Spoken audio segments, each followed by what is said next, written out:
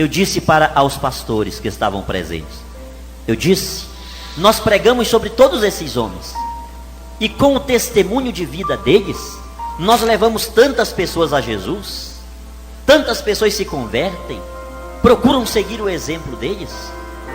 Porém, eles tiveram grandes falhas, grandes momentos negros. E eu quero dizer a vocês que eu estou disposto a deixar de pregar sobre Maria, com uma condição apenas. Peguei a Bíblia, ergui diante de todos eles.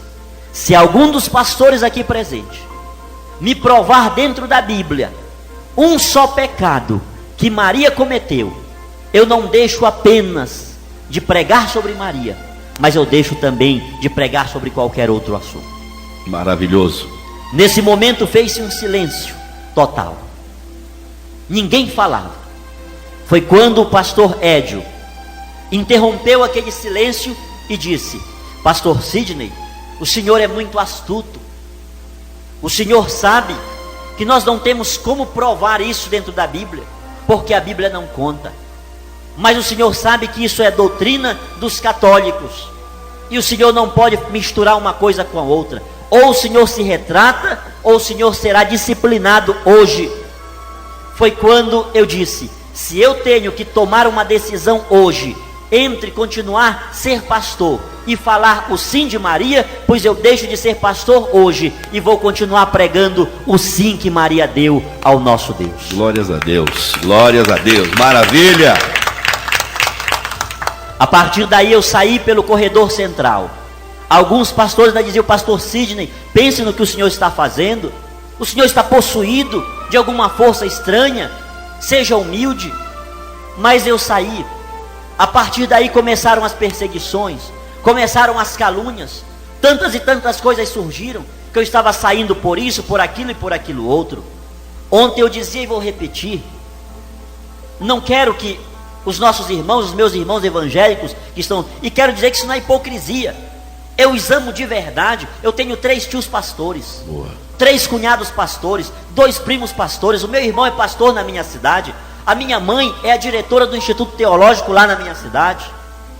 Então eu tenho motivos de sobra para amá-los de verdade, porque muitos, se realmente são ignorantes a este respeito, é porque não conhecem, porque a partir do momento que conhecerem, vão agir de forma diferente. Eles podem até não sair do protestantismo para o catolicismo, mas eles vão ver Maria de forma diferente. Então, diante dessa situação, o que eu vou falar aqui é com muito amor. Se muitos deles fazem isso, é porque não têm esse conhecimento. Eles ainda continuam naquela leitura ao pé da letra. E a gente precisa até retomar um pouco a história de Lutero. Lutero fez a reforma protestante, mas praticamente morreu com um terço na mão. É tanto que no meu livro, que vai sair agora, dentro de poucos dias, eu trago um relato de Lutero, uma explicação que ele faz sobre o Magnífica. É algo tremendo, é algo surpreendente, como ele fala de Maria. Lutero nunca falou mal de Maria. Lutero, ele via Maria também como tipo de igreja, como espelho de igreja, como pessoa na qual devemos nos espelhar.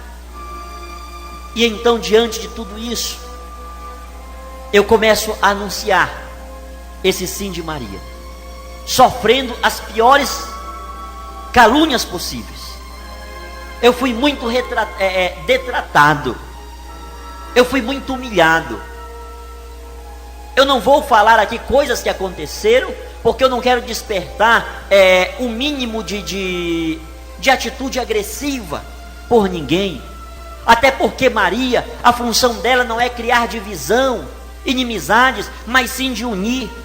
Volto a dizer, não importa se muitas pessoas ignoram a pessoa de Maria, desdizem dela, o importante em toda essa história é que ela ama a todos, mesmo aqueles que têm maior e grande aversão por ela.